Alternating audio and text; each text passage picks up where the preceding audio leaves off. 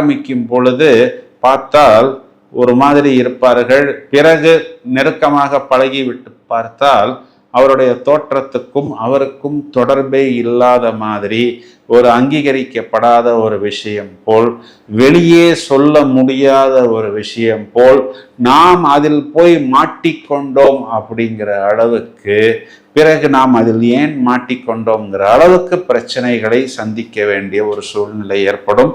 இதனால் ரொம்பவும் கவனமாகவும் எச்சரிக்கையாகவும் இருக்கணும். ஏன் அப்படின்னா, ராகு சிம்ம ராசி அதிபதி சூரியனுக்கு ஆப்போசிட் பிளானட். வீடு கொடுத்த சாட்டனும் ஆப்போசிட், அவரும் 8ஆம் இடத்துல இருக்கிறார். பிறகு ராகு செவ்வாயுடைய நட்சத்திரத்துல பயணிக்கும் பொழுது, செவ்வாய்ங்கிறவர் இங்க இடம், பூமி, அம்மா.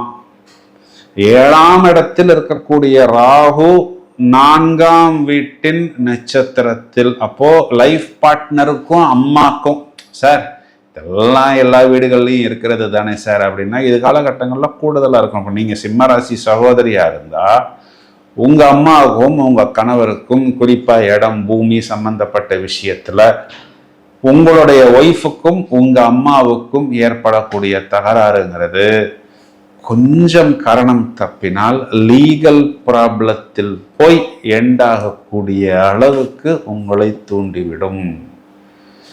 இந்த ஒரு டிராவல் நவம்பர் 11ஆம் தேதி வரை, அப்போ மகர ராகுக்கு நிகர ராகு கிடையாதுன்னு சொல்லக்கூடிய அளவுக்கு மகர ராசி மண்டலத்தில் ராகு அமர்ந்து விடுவார்.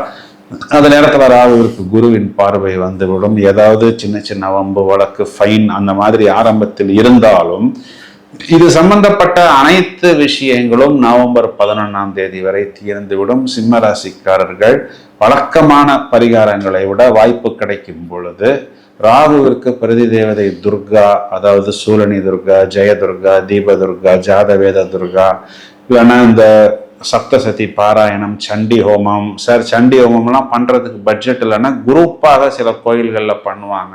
அந்த இடத்தில் உங்களால் முடிந்த ஒரு பங்களிப்பு, ஏதாவது பிரசாதங்கள் செய்வது, நேவேத்தியம் செய்வது, அன்னதானம் செய்வது, அபிஷேகங்கள் செய்வது, செவ்வரளி மலர்கள் வாங்கி நீங்கள் துர்க்கையை வழிபடுவது, இதெல்லாம் மேலும் மேலும் ஒரு கவச்சம் போல் உங்களுக்கு நல்ல பாதுகாப்பு ஏற்படுத்தி கொடுக்கும்.